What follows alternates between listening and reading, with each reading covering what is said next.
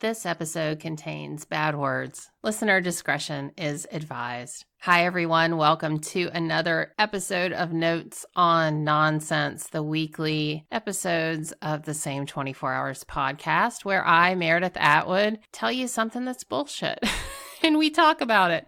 This idea came from my new book, The Year of No Nonsense. Get out of your way and on with your life. I keep stuttering over that subtitle because originally there was a different subtitle, which is where the word bullshit came from. So we're not there any longer, but the same theory still applies. I thought these podcasts are such hits. I'll just keep it going. Seriously though, the number one downloaded podcast of all time is Kids Are Bullshit. That is number one. And I've had Tony Hawk on this podcast. So if that tells you anything. Oh, and the second in line was Other People Are Bullshit. So I was telling someone recently, I said, well, it looks like people don't like their kids or other people or something's going on here. But in all reality, I think there is a great frustration with other people in our lives. And and so we got to figure out how to survive as individuals in the world with other people, right? So today's episode, we are going to start with not people. We're not going to talk about the other people. Today's episode is Audiobooks Are Bullshit.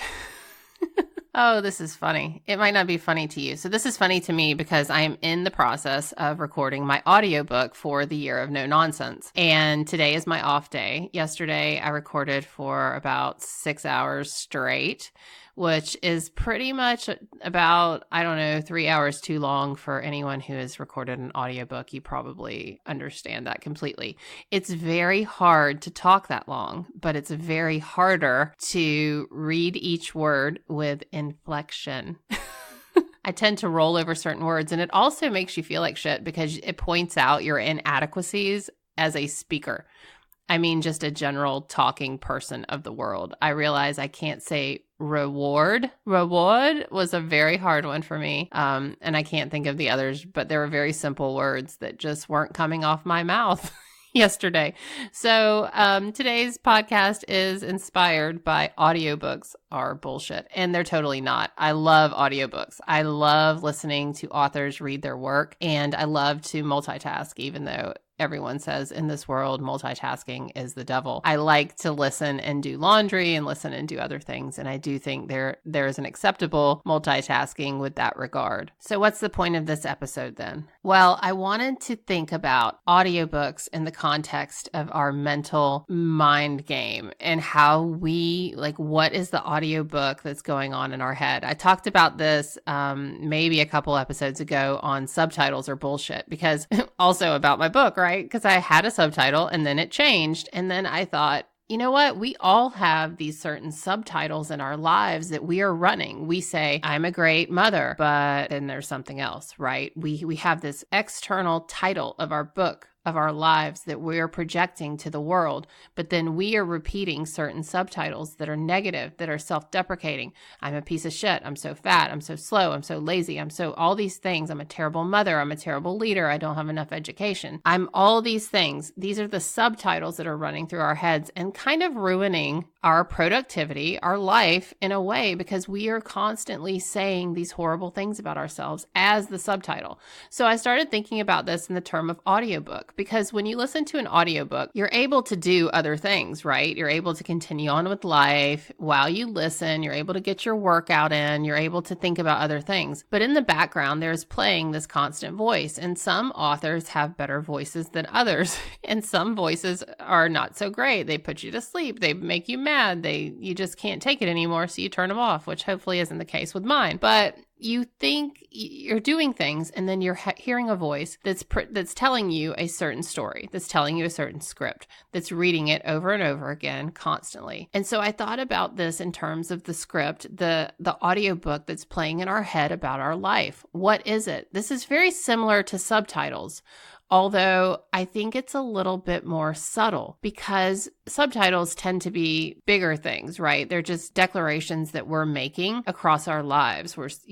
I'm Meredith Atwood. I'm a great mother, but really I'm a piece of shit. Like the subtitle is, but really I'm a piece of shit. With the idea that our life is running an audiobook in the background while we're folding laundry, while we're exercising, while we're at work, while we're driving, that there's this constant story. There's this constant battle for time in our head about what we're telling ourselves, about what our life is like, about who we are, about what we want, the dreams we have, the hopes we have, all of these things are running on a script. And I've talked about this idea of a script many times because my good friend Susan Winterstein, who owns Savvy Design. Sorry, Susan. Savvy Design. But then she has a nonprofit, Savvy Giving by Design. And she is awesome. First of all, she has 5 daughters. Can we just pause for a moment? 5 daughters. But she told me years ago, and this is in my book. She told me, you are just reading this same sad script over and over again. And at the time it was, I will always be overweight. I am always going to be miserable in my profession as a lawyer, which is what I was doing at the time. I will always be slow. I always be these things, right? And she said, your blog audience loves it because you make them feel better about everything because you are just reading the same terrible script about yourself. And so that's why everyone really likes you because you read this sad script. And I was like, oh my gosh, you're an asshole. I really did not like her in that moment. And then I proceeded to get offline and read my script to myself. I was like, well, I am always going to be blah, blah, blah. And I thought, oh my gosh, she's right. She's right. And, she's not the only one to ever talk about a script, but I swear Susan was the first one that I ever heard this idea of a script from. And so in that moment, I was so mad that she had called me on this idea that I was running a script. I was running an audiobook in the back of my head, and it was not a good one. And I wrote a blog post that was probably one of my biggest ones called Tearing Up the Script. So if you want to Google Swimback Mom, Tearing Up the Script, that was the post that was kind of born out of this conversation with Susan. But the idea that I was running an audiobook of my life in my head, a script. I was reading it over and over and over again about who I was, what I wanted, what I needed, what I believed in myself, and it was not good. That's the key. So the audiobook being bullshit is only bullshit if you're reading a really shitty audiobook with bad things about yourself, with unhelpful hopes and dreams and unattainable goals. And I think a lot of times we set these unattainable goals. And look, I don't mean anything is unobtainable, but sometimes we will set goals so big just to prove the fact that we are a piece of shit when we don't obtain them, when we don't reach them.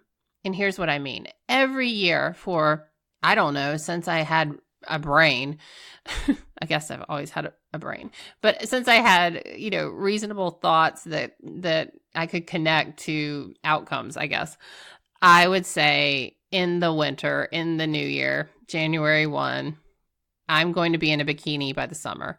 And this was before my bikini days. I wear bikinis all the time now. I don't care what I look like. I don't care what size I am. One day I'm going to die, and that's the end of the story. I wear bikinis. But this was before when I believed that I had to have a perfect body in order to even grace the world in a bathing suit. Every January, I've got 5 months. 5 months. If I can just hold this together for 5 months, then I will be able to wear a bikini in the summer and life will, matter.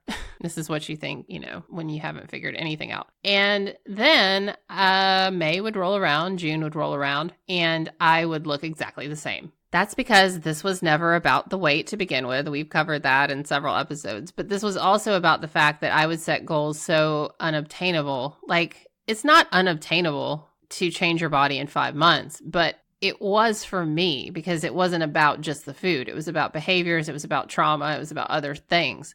So I wasn't there. I wasn't in the place where I could rewrite that part of the script in the way I was trying to rewrite it. And that's so frequently what we're doing with these audiobooks running in our head about ourselves. We have a story, we have a script. And even when we say we're going to do something, when we're going to make these big steps, we're going to take these goals and we're going to go after them, we're setting them so ridiculous. The bar is so high for ourselves that we have no choice but to fail, to shut down, or to think, I'm a piece of shit. Look, it's another goal I set.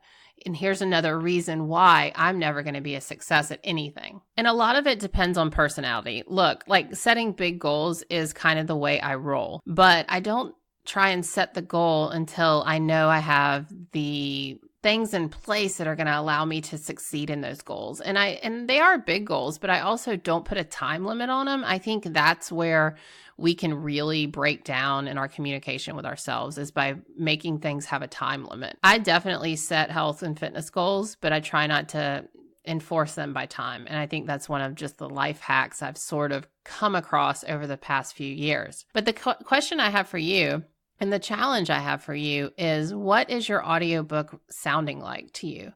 Do you have a kind, calming voice of a narrator? And if you don't know what that is, go listen to Eat, Pray, Love by Elizabeth Gilbert. She is like the best, most calming audiobook reader on the planet, unlike myself. She just has this voice that's so calming.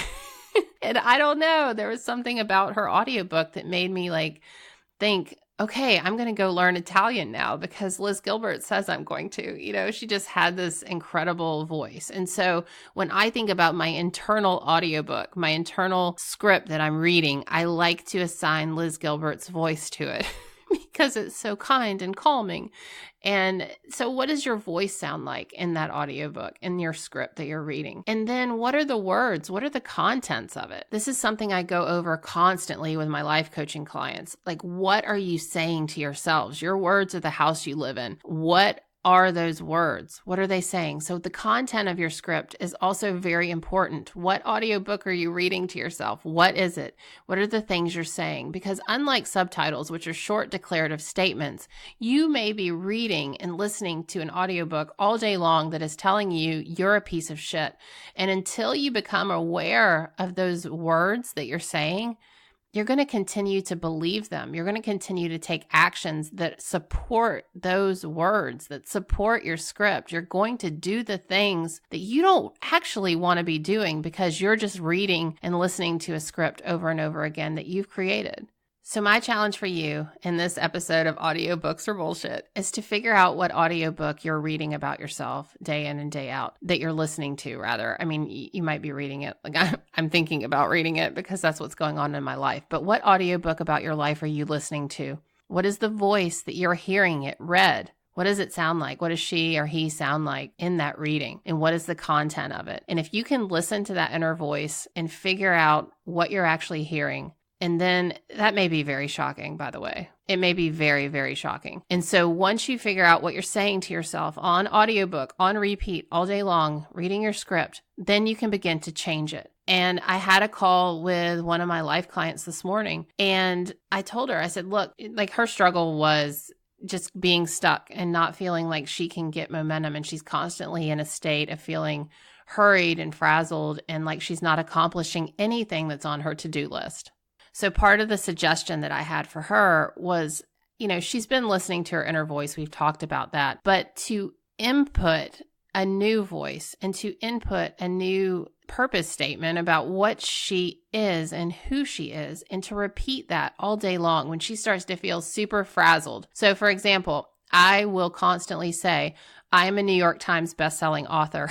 When I am sitting here in the weeds with this book, when I'm struggling, I just say, I am a New York Times bestselling author. And now I've said it on my podcast. I am not, in fact, that yet. But by saying that, what it does to my nervous system, what it does to my inner critic, is it quiets it. It says you don't have to worry about this because you're a New York Times bestselling author, and New York Times bestselling authors don't worry about this kind of stuff. And yeah, that may seem kind of cuckoo to some of you, but when you step in, when you start to see what you want, and then you voice it, and then you step into it, and that's what you're doing when you're repeating things on your audiobook, that you're good things, that you're things that you want to be, that you are these things. When you say them as if they're true. This is something that Tony Robbins taught me at the, why am I not remembering his event? I can't remember the name of it, but a UPW. Unlimited power. I can't remember. Unleash the power within. UPW. Okay. One of the things that he taught at his event was, you know, to step into what you want. I always love that. Step into it. And in order to step into it, you have to believe it. You have to say it. You have to feel it. And so the thing that I told my life coaching client this morning was, look, who do you want to be? Do you want to be this powerful, strong leader who isn't frazzled? Then you say, I am a powerful, strong leader in control of my emotions or something. And you repeat that all the time, like a crazy person,